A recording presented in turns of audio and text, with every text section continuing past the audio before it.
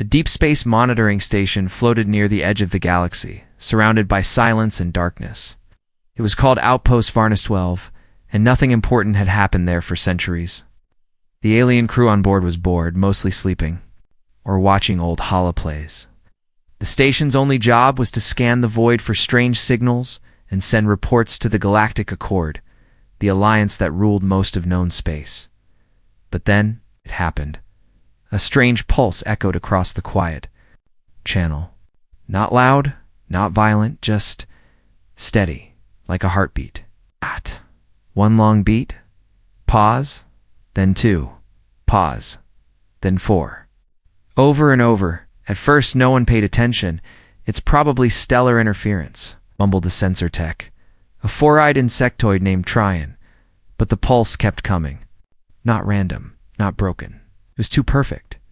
The station's senior officer, Commander Yilvar, ordered a scan. The signal was coming from the Sol system, the dead star system that once held Earth, the humans' homeworld, that made everyone freeze. Earth had been destroyed nearly 500,000 years ago. Humans were long extinct, wiped out in what the history records called a clean sweep. No ships, no cities, nothing survived. The Accord had declared the planet uninhabitable and closed its space lane permanently. But this signal was real. And worse, it was old. The tech team isolated the transmission and ran it through a translator. But it didn't use known Accord languages. It was ancient. It took hours to decrypt just the first few characters. What it finally said was simple. Earth. Protocol. Activate. Phase 1. That was when Commander Yulvar stopped breathing. He sent an urgent message to the Accord's Central Command. Within an hour, every major power in the galaxy had seen the decoded signal. They all thought the same thing. Impossible. A secret emergency council meeting was called. Across the stars, leaders and military heads gathered in holographic form. The mood was tense. Silent High Strategist to core, the cold and brilliant mind.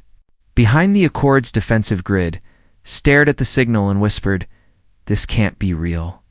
Earth is gone. There were no survivors."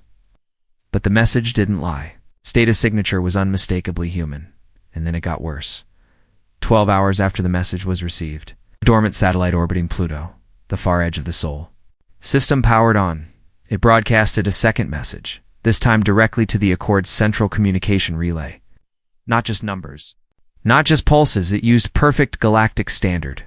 "We have watched, we have waited, judgment begins." Across the galaxy, panic stirred beneath the surface. Every Accord species remembered what humans were. Deathworld species born in fire.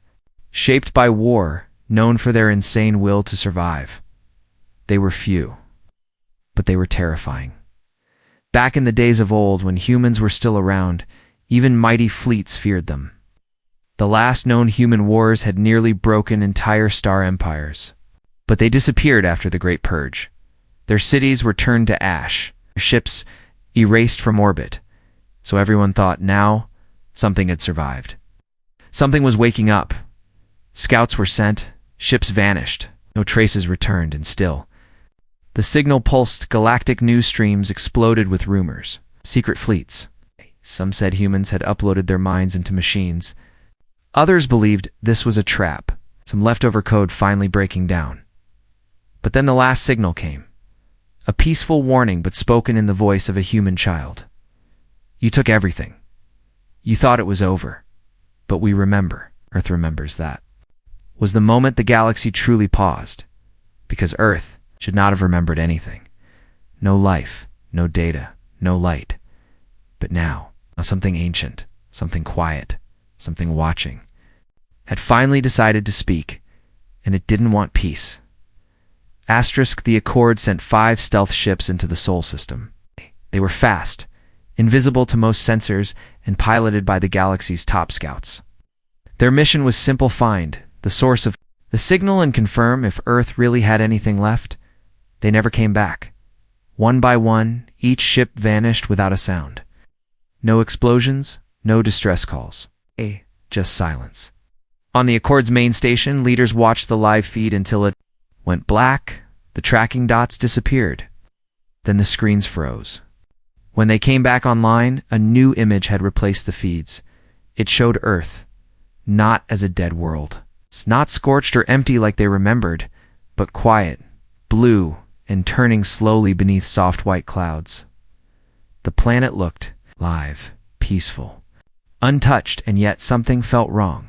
A message followed, glowing red at the bottom of the screen. Unauthorized scans detected. Warning delivered. The Accord's generals panicked. They began preparing fleets. Some wanted to attack Earth immediately. Others said to wait. What if the signal was only a leftover machine? What if it wasn't really humans? But then came the next transmission. It started with a sound-old Earth music, soft piano notes. Then came images flashing one after another. A human child's face, a crowded Earth city, a group of humans planting a tree. And finally, a row of enormous machines buried beneath the soil, their tops blinking faintly. Then the voice returned. You wiped out our skies. You poisoned our seas. You said we were too dangerous to live. So we hid where you would never look. Home. Across the galaxy, silence followed. Accord historians scrambled through records. Many of them had never even studied humans in school. That's how forgotten Earth had become. Just a scary tale, like monsters under the bed. But now the monster was waking up. Not to fight, but to judge. Back on Earth. Under layers of stone and rust, something began to shift. Beneath old cities, under mountain cores and deep ocean trenches, buried machines hummed back to life. They had not moved in thousands of years, but their programming was perfect. They had waited. They had watched. Their mission was not revenge. It was something colder, smarter. One machine, deep under Antarctica, opened its eyes. It wasn't a living thing, but it held the thoughts of thousands of scientists, generals, philosophers, and children. Their voices all lived within its mind. It was called Eidolon. Eidolon had been built in Earth's final days, not as a weapon, but as a last guardian. It had only one job: wait. Decide if the galaxy had become a place worth returning to. And it had waited long enough.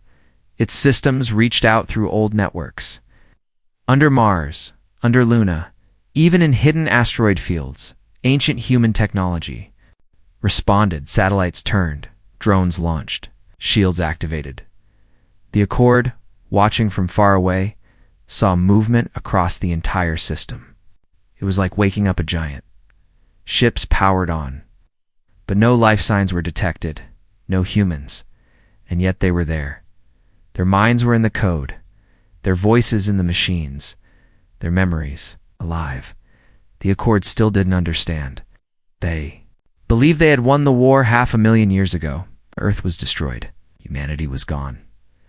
But now it seemed humans had outsmarted them in death. They buried their armies, one admiral whispered. They didn't hide in ships or space. They hid in Earth. Back on the Accord homeworld, chaos grew. People protested. Some were afraid. Some were curious.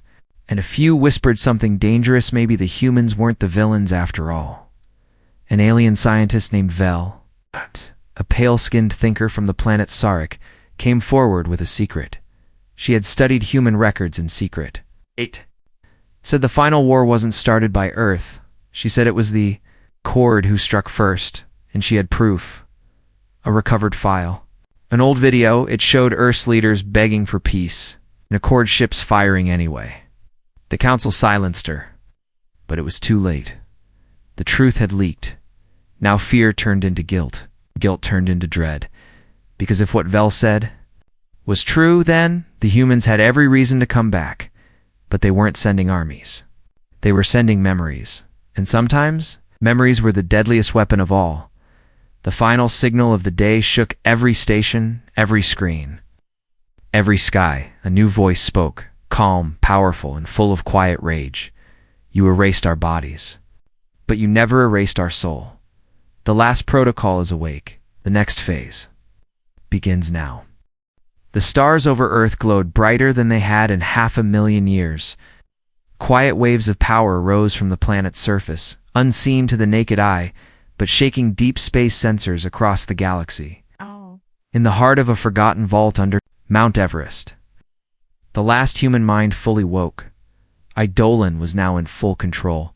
Its thoughts moved faster than light, scanning every data stream in the system, reconnecting old defenses, restoring long-lost satellites, and rerouting hidden communication nodes. Earth didn't just wake up, it reached out. Across the solar system, long-dead stations flickered back to life. Massive defense platforms around Jupiter's moons turned to face deep space. Their weapons weren't ancient.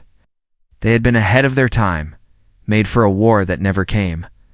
Until now, inside Eidolon's mind, thousands of human voices whispered. Together, they weren't alive in the way most beings understood life, but they were real, stored memories, minds preserved in crystal, data encoded with emotion, strategy, and heart. They remembered everything. Eidolon reviewed its mission. Logs. Step 1 had been successful. Awaken after 500,000 years. Step 2. Scan the current galaxy and decide if it was safe to return. The answer was no. Accord leaders had hidden their crimes. History books said Earth attacked first. Records told the truth. Earth begged for peace. The Accord refused. They chose to burn humanity to ash, and so Earth had vanished in purpose. Eidolon had been given one, ruled by the last humans. Do not return until the galaxy forgets how to hate, but now it saw the galaxy again, and hate had not gone away. It had just changed faces. Out in space, Accord fleets were moving. Massive cruisers raced toward Sol. Generals believed the signal meant war. They wanted to destroy Earth again to be safe. They didn't understand. This time, it wasn't just about Earth, it was about balance. Back on Earth, the vaults were opening. Old underground labs, cryochambers, and data silos powered on. They weren't filled with weapons, they were filled with knowledge, culture, memory, seeds, DNA. Everything that once made Earth beautiful and strong. One chamber, buried deep under the Pacific Ocean, held something even more precious. Project Genesis. Inside, life was growing. Human embryos, saved from the last days, were beginning to develop. The process was slow, careful, guided by machines that sang lullabies recorded by mothers long gone.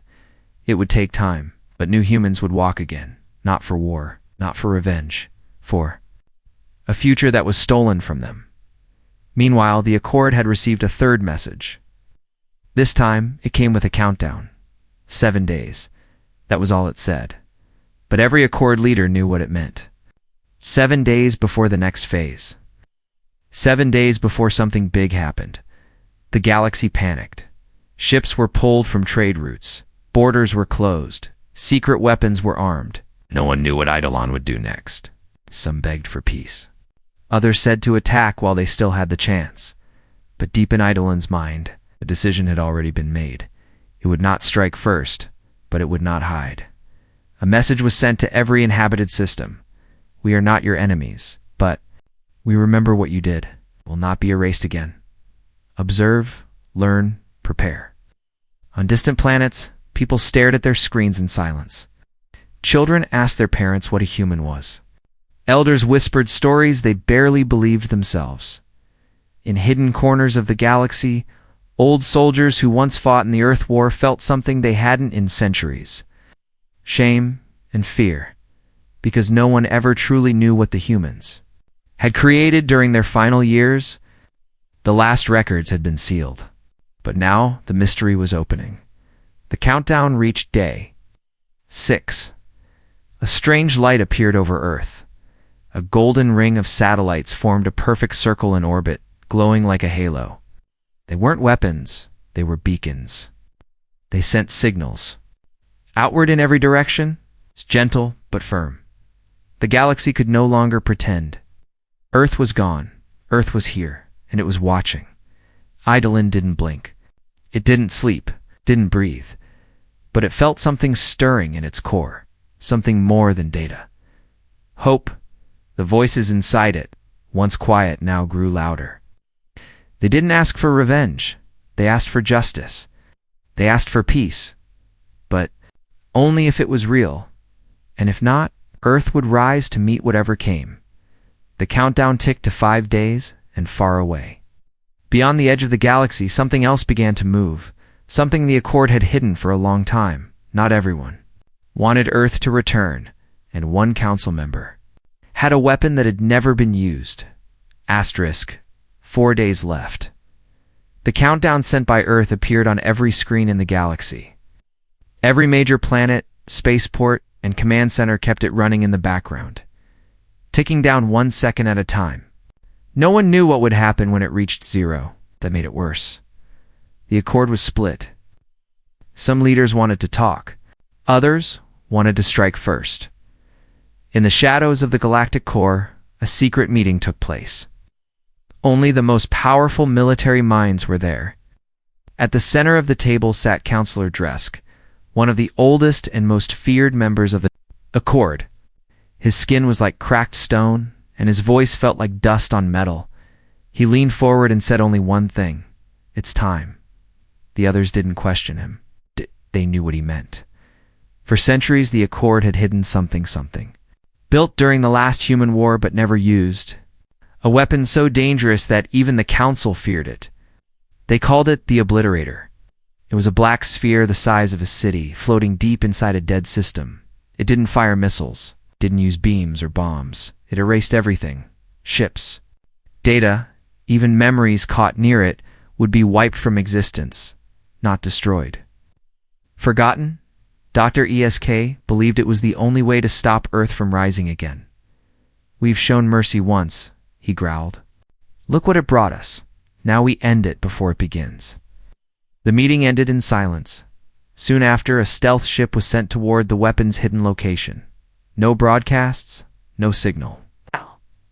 The Accord didn't want the rest of the galaxy to know what was coming, but Eidolon knew. It felt the shift in gravity, the sudden warp trail heading toward the outer sectors. It traced the path instantly. The data showed something dark and ancient moving toward Earth's side of space. It remembered. That weapon. It remembered what it was built for. Eidolon responded quickly. Satellites shifted, defense drones activated. A signal was sent to the approaching void. "Do not take this path. It will not return." No reply came. Meanwhile, on Earth, the vaults under the surface continued to open. Project Genesis was growing. Faster now. New humans, just children, were forming in sleep chambers. Their brains would be slow to develop, but their DNA held knowledge. Eidolon would guide them, raise them, teach them. They would be human in body, and more in mind. They would never forget what happened to Earth, but they would never start wars of revenge either. That was not their purpose. Above the planet, the ring of golden satellites completed its full circle. Light shot between them, forming a field that wrapped Earth in a soft glow. It wasn't a shield. It was a message, a beacon. Earth lives. On the Accord's news networks, arguments broke out. Protests turned into chaos. People demanded the Council stop pushing Earth. Others still feared humans would strike first. And then something strange happened. A new ship entered Accord space. But it wasn't human. It belonged to the Serena, peaceful species known for their knowledge and honesty. The ship carried an old memory crystal, stolen long ago from Earth during the Purge. Inside the crystal was a video reel footage from the final hours before Earth fell. It showed human leaders begging the Accord not to fire. It showed them offering everything: peace, knowledge, surrender, even exile. And then it showed Accord ships firing anyway. The footage went viral in seconds. The lie was exposed. Accord citizens flooded the networks with one word: why? Counselor Dresk ordered the footage removed. He claimed it was fake, but it was too late. The truth had escaped, and Eidolon did not wait. On day 3, it broadcasted the full version, every detail, every voice, every tear. Across the galaxy, silence followed. Not from fear, from shame. Whole planets lowered their flags. Teachers added the truth to their history lessons. Children asked why the Accord destroyed a people who only asked to be heard. Eidolon didn't speak after that. It only waited. but it saw everything, and far beyond Earth's light. The Obliterator reached firing range. Eidolon watched its power levels rise. It didn't blink. It didn't rush. It simply whispered to the stars, "This is not the end of Earth. This is the test of yours." And then, a second countdown appeared, but this one didn't come from Earth. It came from the weapon. The countdown on the Obliterator began at 72 hours. It was not loud. It didn't flash. It didn't roar. It was quiet. Almost peaceful, but everyone who saw it felt a cold weight in their chest.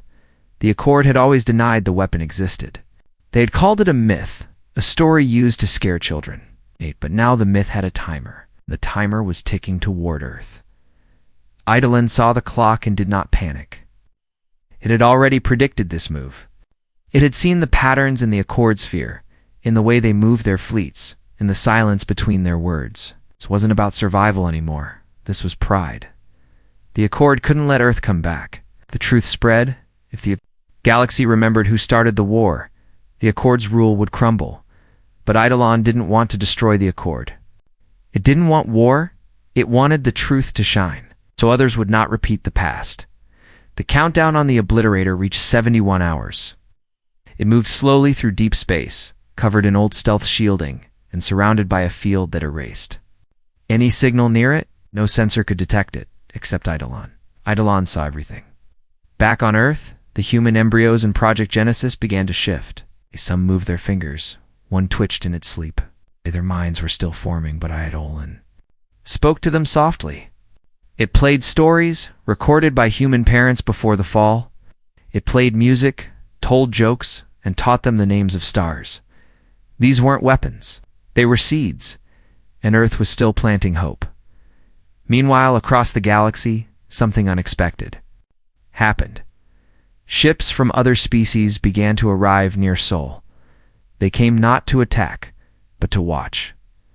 First, the Serene, then the Valari, then the soft-eyed Sintir who had once fought beside humans long ago. These were small ships, scout class, but their presence sent a message. They wanted to see the truth with their own eyes, and Eidolon welcomed them. It sent them a live stream, not of weapons, but of Earth. Cities covered in green vines. Oceans calm and clean. The lights of old satellites blinking like stars. The message was simple. Look what we protected. Look what they tried to erase. Back in Accord space, Counselor Dresk was furious. His voice cracked through command halls like thunder. They've turned us into villains. They make peace look like power. One of the junior officers finally spoke up, trembling, "Sir, maybe they have power because they didn't choose war. Maybe that's what scares us." Dresk said nothing. His eyes stared at the countdown. He pressed a button. The Obliterator began charging. A red light blinked on.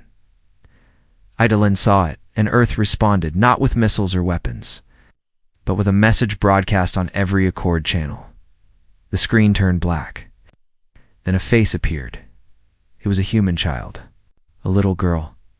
Her image was soft, blurry, but her voice was clear. "I was 5 years old when the sky burned. I remember the sound of the ground shaking. I remember my father's hand," he said. "Close your eyes. Don't be afraid." "But I never saw him again." She smiled gently. "I'm not angry, but I do remember." Then she looked straight at the camera. "If you destroy us again, you won't just erase humans. You'll erase the last people who chose not to hate you." Then the screen went black dot all over the galaxy. People cried. On board the Obliterator, the final authorization code blinked red. One last step remained. Counselor Dresk stood over the console. His hand hovered above it, but he was not alone. A small figure stepped into the control room. Thin, quiet, wearing the white crest of the Serene Vel, the scientist who had shared Earth's memory crystal, she said only one word: "Stop." Dresk turned to her, his voice sharp. "You don't understand what they are." Vel stepped forward. "No, you don't understand what they became." Dresk laughed. "They're dangerous." Vel shook her head. "They were, but so were we. Now they want peace. It's to you. You want to destroy a sleeping world because you're afraid it might wake up? The countdown reached 60 hours. Vel looked him in the eye. If you press that button, it won't be Earth the galaxy turns against, it will be you. Dresk hesitated. Then the lights flickered. Eidolon had entered the system. It spoke with one final warning. We offered peace. This is your last chance. And the Obliterator paused. Asterisk, the Obliterator stopped moving. Its massive black shell hung in space, quiet and still. The countdown was frozen at 59 hours. No one spoke inside the control chamber. The tension was so heavy that even the machine seemed to hesitate. Vel stood across from Counselor Dresk, her breath calm but her hands shaking. The room was dark, lit only by red warning lights.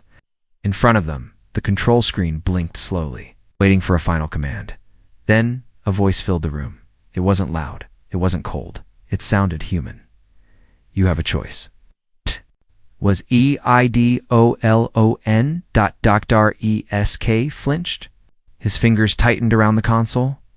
You don't get to speak to me like that. You're just a machine. No, the voice replied, gentle but firm. I am the voice of all those you silenced. I carry their minds, their memories, their kindness. I am more human than you ever understood. Vel took a step closer to the screen. Then what do you want, Eidolon? Why now? There was a long pause. To protect what's left. To remind the galaxy who we were. And to build something better than fear. The screen changed. It now showed Earth from space. Beautiful and blue. With white clouds and golden light surrounding it. Then came images from inside the Earth vaults. The Project Genesis pods. Small human children. Sleeping peacefully, growing alive, Vel gasped. She had never seen anything so pure, so real. These are not soldiers, Eidolon said. They are the future. They will not hate you, unless you teach them to. Dresk slammed his fist on the console. It's exactly why they're dangerous. If they grow, if they rise again, they'll turn the galaxy against us. Vel turned to him, eyes glowing with tears. No, Dresk. They won't need to. You're doing that all by yourself. Across the galaxy, other fleets were listening. Dozens of species had tapped into the signal, watching the conversation play out live. And they started to choose sides. Some Accord leaders broke ranks, leaving their posts. Some soldiers refused orders. Ships turned away from the Obliterator, heading toward Sol instead, not to fight, but to stand guard. To see the truth for themselves, Eidolon had started something. Bigger than war, it had started a question. What if the humans were never the enemy? Back on Earth, one of the first children in Project Genesis opened her eyes. She blinked, confused as soft lights blinked above her. Machines moved gently around her, checking her heartbeat, her brain, her breath. She sat up slowly and looked. Through a clear glass panel, outside was green grass, tall trees, and the distant sparkle of stars through a shield. Dome, she smiled, not because she understood what was happening, but because it felt like home. Eidolon watched her from every angle, every breath. It whispered to her without sound, teaching her through gentle pulses and memories. This was not just rebirth. This was Earth's second beginning, on the Obliterator. The lights flickered again. Counselor Dresk turned away from the console. The voice was quiet now, tired. Even if I stop this, they'll still rise. They'll still win, Vel answered without hesitation. They don't want to win, Dresk. They just want to exist. Outside, dozens of ships were now surrounding the Obliterator, not in attack formation, but as witnesses. Alien species of every shape and size stood by, waiting, watching, hoping. Dr. Yesk slowly reached toward the control panel. But instead of pressing fire, he typed a new command. Abort. The countdown vanished. All across the galaxy, a new message appeared. This one from Eidolon. We forgive. But we never forget. The next move is yours. The stars were quiet. The war had not begun. And far below on Earth, the second child in the Genesis vault stirred in her sleep. She turned, smiled, and softly said her first word, "Sky." The countdown was gone. The obliterator floated in silence, its deadly core powered down. Ships that had once come to destroy Earth now drifted quietly in orbit, watching. It's not enemies anymore, just witnesses. Across the galaxy, people sat in silence. Screens stopped flashing. Sirens faded. News channels no longer screamed fear. Instead, they played the same message over and over. Earth lives, and it chose peace. Back on the Accord homeworld, leaders argued behind closed doors. Some demanded punishment for Counselor Dresk. Others wanted to meet Eidolon and form a new treaty. But most just sat quietly, unsure of what to believe anymore, because the truth had changed everything. The galaxy had been told that humans were gone, that Earth was a dead world full of ghosts and ash. But the ghost had returned, not to haunt, but to heal.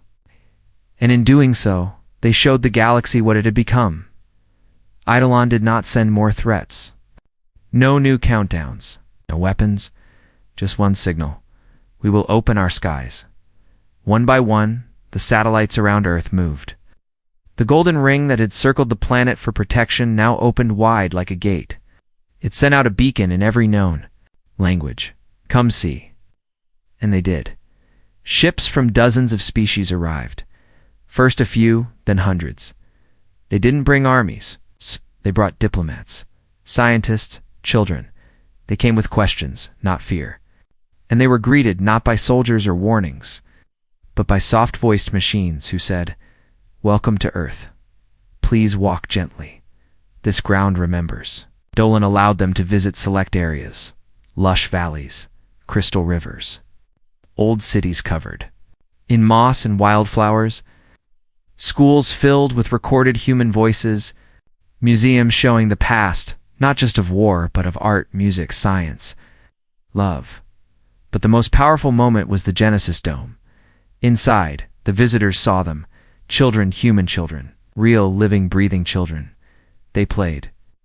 They laughed. They painted pictures with strange colors and made up silly songs. Some reached out to the visitors, curious about their strange eyes, their tails, their glowing skin. There was no hate in them, no anger, just wonder. One child looked up at a tall alien with stone-like skin and asked, "Are you from the stars?"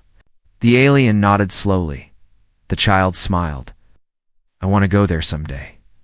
The alien did not speak, simply dropped to one knee and bowed.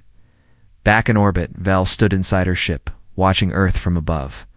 She thought about the past, about the war, about all the things they were taught to fear.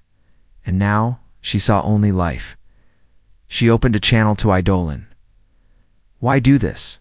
Why let us in after everything we did?" Eidolon replied softly, "Because we were once like you, afraid, angry, lost. But someone has to stop the cycle. Someone has to take the first step," Bell asked. "And what if others attack again?" Eidolon answered, "Then we will protect. Not to conquer, not to rule, but to give the next ones a chance to choose better." Bell lowered her head. "I hope." "They do. So do I," Eidolon said. Years passed. The Accord changed. Its leadership fell. New voices rose, ones who remembered the truth. The galaxy began to shift, not by force, but by learning. By remembering, new schools taught Earth's history. Songs about peace were sung in languages that never knew human words before. And on Earth, the Genesis children grew.